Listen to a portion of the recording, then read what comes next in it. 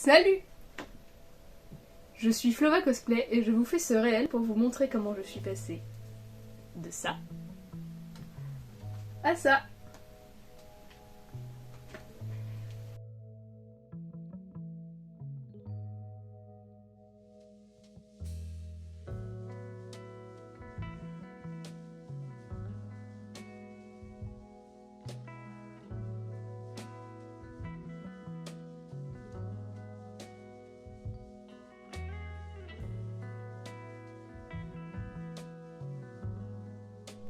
Donc on va procéder en différentes étapes. Il faut savoir que j'ai fait les deux dragons en même temps. Celui-ci était plutôt un test et en fait je répliquais ensuite chaque étape sur Aku pour pouvoir tester avant de faire ça sur le dragon qui allait participer à un concours. Donc la première étape elle va consister à créer la base de la tête du dragon. Donc pour ça il vous faut de la pâte qui durcit et que vous pouvez modeler, donc ça peut être de la pâte Fimo, de la pâte qui durcit à l'air, de l'argile. Moi j'ai fait ça en pâte à sel pour vous dire à quel point tout fonctionne tant que vous pouvez créer la forme que vous voulez et ensuite la faire durcir. Il vous faudra ensuite du scotch de masquage et du papier, beaucoup de papier pour faire des prototypes, c'est très important, ne partez pas comme ça, faites des essais. Et pour créer la tête en elle-même, vous pouvez utiliser de la mousse Eva. Moi j'ai utilisé du tapis de sol, comme ça. Et évidemment, on colle tout ça avec de la néoprène.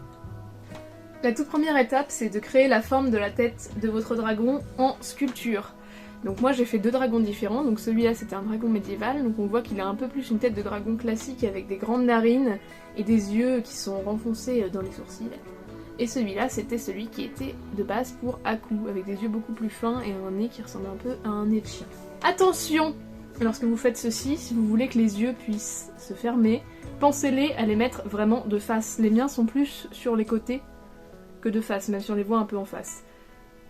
J'expliquerai après le système de fermeture des yeux. Faites des yeux en face si vous voulez que ça se ferme. Tous les systèmes de marionnettes sont pensés pour des yeux qui sont en face. Une fois que vos petites têtes sont faites, on va pouvoir les utiliser pour faire les patrons qui serviront aux grandes têtes.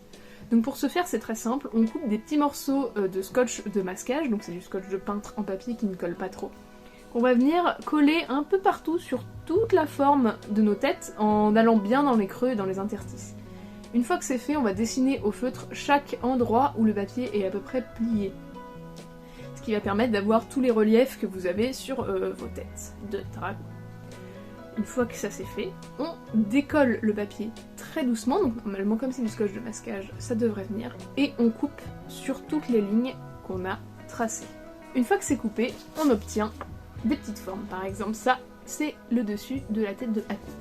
Moi je les ai collés sur une petite feuille en indiquant à quel endroit allait chaque pièce. J'ai aussi fait des petits raccords comme ça, une fois que c'était encore monté, ce qui fait que je sais à quel endroit exactement chaque pièce va s'imbriquer avec le dessus.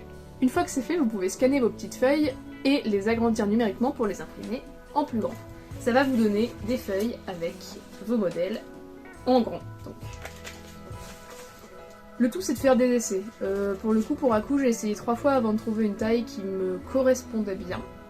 Une fois que vous avez fait vos prototypes en papier, ça par exemple c'était une première version de la tête de Aku, et que la taille vous correspond, je vous conseille de faire la tête en entier, celle-ci c'est une demi, mais c'est très important de faire des prototypes, sinon vous allez perdre beaucoup de temps sur la création ensuite en mousse.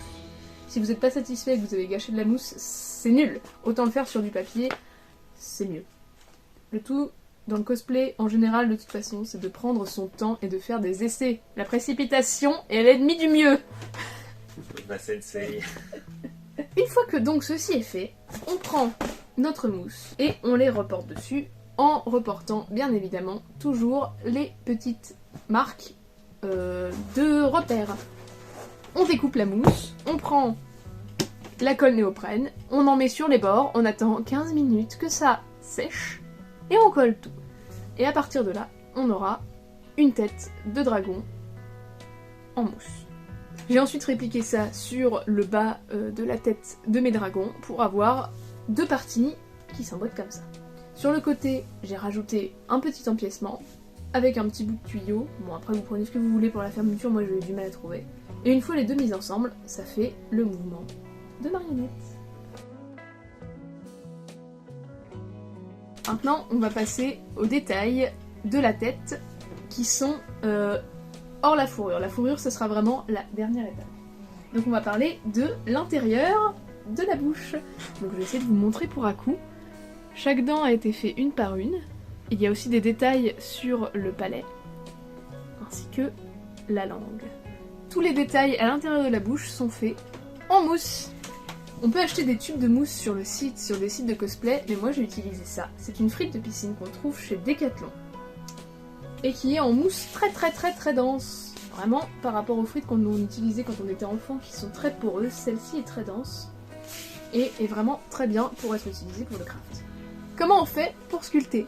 Alors, pour sculpter, on part d'un bloc qui est carré, sur lequel vous dessinez la face et le côté de la forme que vous voulez avoir. Donc mes dents de face par exemple avaient une forme très conique comme ça, et de côté un peu arrondi. Une fois qu'on a notre bloc, on découpe d'un côté, on tourne et on découpe suivant la forme de l'autre côté. On a quelque chose là de très carré. Grâce à un cutter ensuite j'ai enlevé l'excédent pour pouvoir avoir ma forme un peu anguleuse mais quand même qui se rapproche de la forme finale. Puis avec du gros papier ponce, j'ai vraiment poncé grossièrement pour avoir une forme beaucoup plus ronde. J'ai ensuite peaufiné ma forme grâce à ma Dremel en ponçant toujours dans le même sens, comme dirait Lady Sunday. Si on fait des allers-retours, ça fait des trous, ne faites pas ça. Une fois que c'est fait, j'ai peint toutes mes dents une par une. Ça a été le plus long. Quelque chose qu'il faut utiliser dans ces cas-là, c'est du FlexiPaint. Voilà. Ça coûte cher. J'ai longtemps hésité avant d'en utiliser, mais c'est vraiment un produit miracle qui rendra vos dents beaucoup plus solides. Par exemple, moi si j'appuie dessus, ça ne... On voit pas mais j'appuie. Ça ne craque pas, parce que la peinture acrylique a tendance à craquer. Et surtout, ça va vous permettre de lisser les petites imperfections que vous avez déjà en ponçant et tout ça, pour avoir quelque chose de beaucoup plus net. Donc honnêtement... Pour faire des bons cosplays, il faut aussi du bon matériel et le FlexiPaint, je ne peux que vous le recommander. Donc j'ai d'abord fait mes bases de FlexiPaint, j'ai peint ensuite tout en blanc pour avoir quelque chose de très neutre, parce que la frite étant bleue, on avait tendance à voir la couleur en dessous. Puis en ivoire, et après j'ai fait mes petits effets de peinture, on voit pas trop avec la lumière, mais il y a des petits dégradés un peu jaunes, comme si ce dragon avait vécu.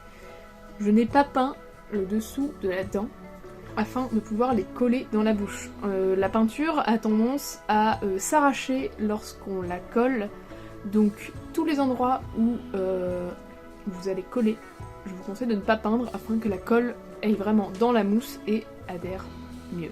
Faut savoir que la dent que je vous montre depuis tout à l'heure, c'est une dent qui s'est décrochée de pâquerette. Voilà, j'ai fait des bêtises avec mon père en voulant lui mordre la main avec le dragon, et la dent s'est détachée. Ça veut dire que ça tient, mais ça reste fragile.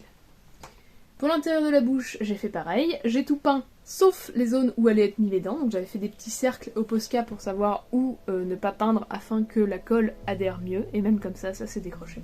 Et une fois que tout était peint, j'ai collé les dents. J'ai ensuite tout verni d'un bloc pour avoir un résultat un peu brillant, qui pourrait rappeler en fait de la salive qu'on aurait dans la bouche.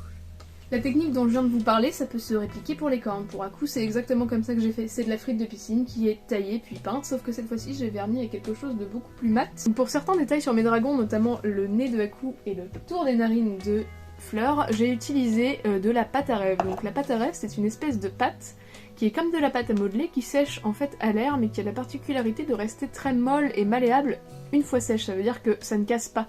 Pas comme par exemple de la pâte à sel qui devient vraiment dure. Donc je vous montre le nez de Aku qui a été fait en pâte à rêve et que j'ai quand même repeint en rose pour avoir un petit ombrage. Donc je l'ai fait en pâte à rêve directement dessus, j'ai laissé sécher, je l'ai collé encore une fois à la néoprène et j'ai peint. Maintenant, on va passer au sujet qui fâche. Les yeux qui se ferment et qui s'ouvrent. Donc comme j'en ai parlé plus tôt, sur beaucoup de marionnettes, les yeux en fait sont placés devant, parce qu'une marionnette c'est censé se voir d'un seul point de vue en général, surtout dans tout ce qui est spectacle pour enfants.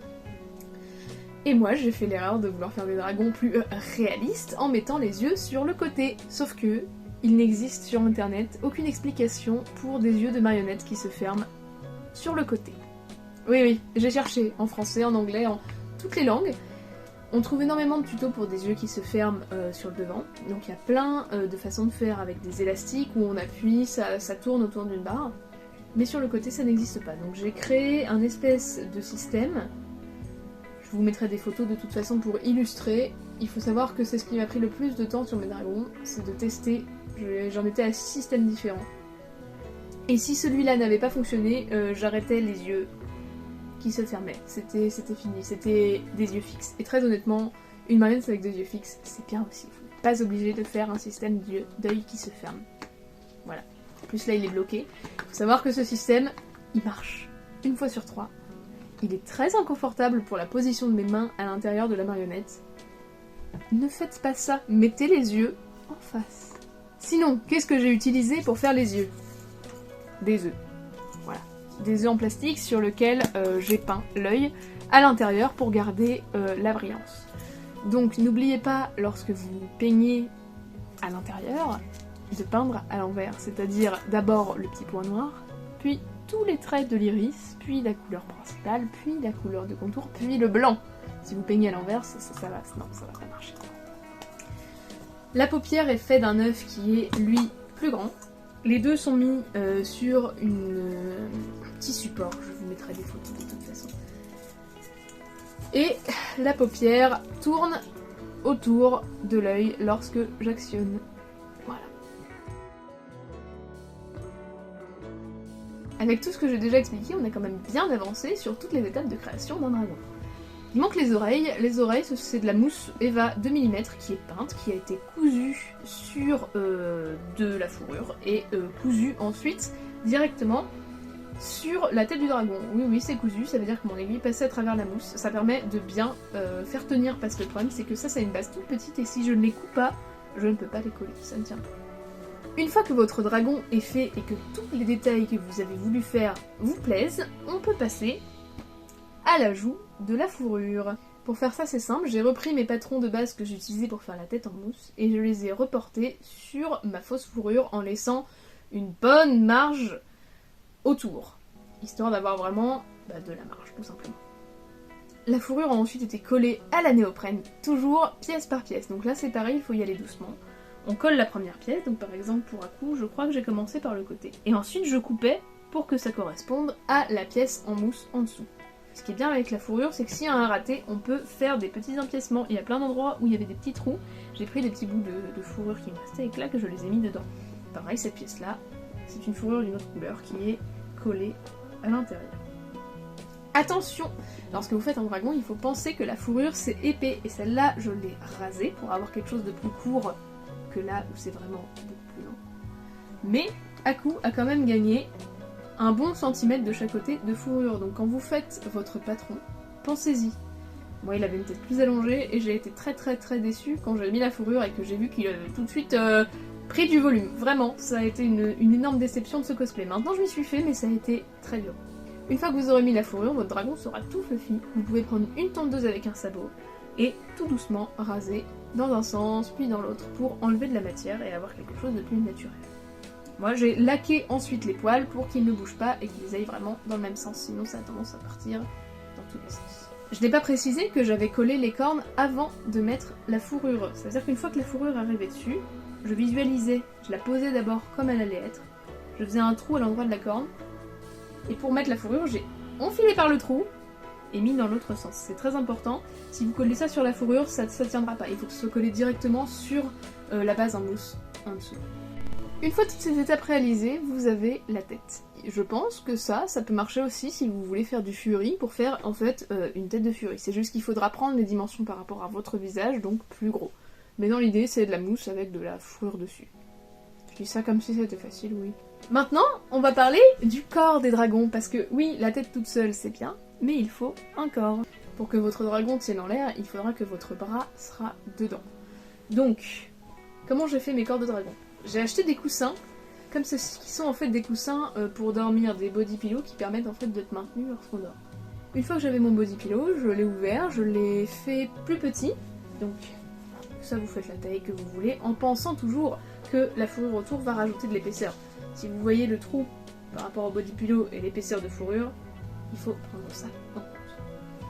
Il faut aussi penser à faire le système pour rentrer votre bras. Donc vous voyez, moi j'ai un trou dans lequel je peux mettre ma main et ma main. ressort ici. Une fois ceci est fait, vous créez l'enveloppe que vous voulez pour le corps de votre dragon. Donc moi, à coup, c'était du cuir que j'ai matelassé comme ça, et évidemment la même fausse fourrure. Vous pouvez aussi faire des crinières, donc ça se fait bien en laine, vous prenez de la laine, vous faites des petits nœuds autour d'un tissu qui a des très grands trous un peu criachés comme ça. Voilà. Et vous brossez à l'aide d'une brosse pour les chats. Mais attention, maintenant beaucoup de laines sont faites à partir de brins de 5 cm et lorsque vous brossez ça s'arrache. C'est ce qui les met arriver. Et oui. Donc sur les 2 mètres que fait Aku, chaque brin a été détortillé à la main et lissé et c'était long. Donc si vous voulez faire une crinière, vérifiez votre laine. Ne faites pas comme Flova. Ne mettez pas vos brins sur 2 mètres pour vous rendre compte que ça ne marche pas. Non, non, non! Ne faites pas ça. Lorsque vous pensez votre cosplay dans son entièreté, il faut penser que votre bras doit sortir pour être mis dans le dragon. C'est pourquoi mon magnifique t-shirt de Chihiro possède une 3e manche. Oui. Donc quand je l'ai cousu, j'ai juste fait un trou au niveau de l'épaule dans lequel j'ai fait passer un tissu. Pourquoi j'ai mis du tissu? Comme ça, si je transpire, je peux le laver plus facilement que de transpirer directement sur le dragon. Ouais. Et si vous voulez que l'effet fonctionne encore mieux, il vous faudra un faux bras. Parce que oui, comme il va vous manquer un bras qui sera dans le dragon, si vous avez un bras en dessous, ça fait son petit effet. Donc pour Chihiro, j'ai ça. C'est un espèce de soupule de couleur chair que j'ai rembourré d'un côté et dans lequel j'ai mis un fil de fer. Et ouais, il y a un scratch pour que ça puisse tenir dans la poche du short. Mon vrai bras va dans le trou du t-shirt que vous avez vu et je fais passer ça par la manche, ce qui donne un effet saisissant. Voilà tout ce que j'avais à dire sur la création de dragon. Et ça paraît super simple dit comme ça, pourtant ça prend du temps mine de rien. J'ai quasiment passé 150 heures pour faire les 2 dragons qui ont été donc faits en simultané. Mon seul vrai conseil, c'est prenez votre temps. Testez vos étapes. Par exemple, moi j'avais pas testé la fourrure sur Aku, j'ai été déçue. Et n'hésitez pas à acheter du bon matériel. Oui, ça revient cher, sauf qu'un bon cosplay, s'il part avec du bon matériel, ça vous facilitera la vie et le résultat sera mieux et durera dans le temps. Par exemple, le fait d'avoir mis du FlexiPaint et d'avoir verni mes éléments, ils résistent. Pourtant, il y a des gens qui les ont attrapés en convention. J'aime pas ça, mais il y a des gens qui le font. Je suis en train de me faire manger, je crois. Et voilà, c'était Flova Cosplay dans son skin de base, avec un magnifique t-shirt dragon que j'ai mis spécialement pour l'occasion, j'espère que vous avez remarqué. Abonnez-vous. Et ouais.